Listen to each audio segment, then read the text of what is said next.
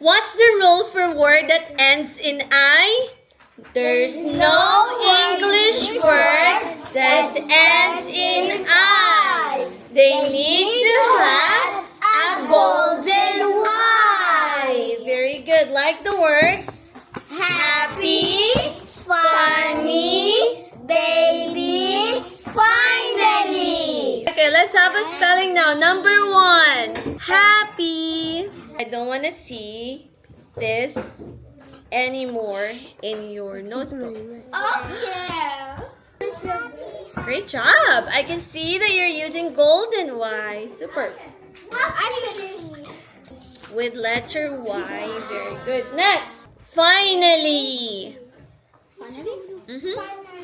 They need to have a golden Y.